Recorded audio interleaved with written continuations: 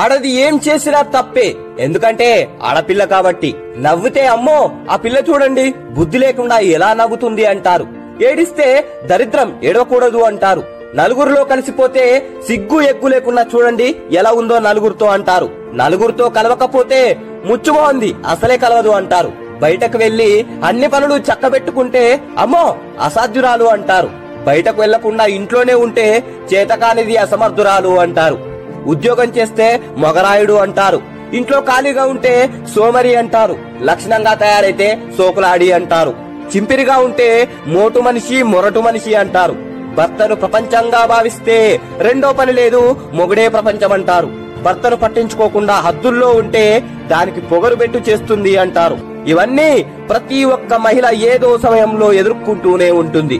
కానీ తానెక్కడా కృంగిపోదు. ఎందుకంటే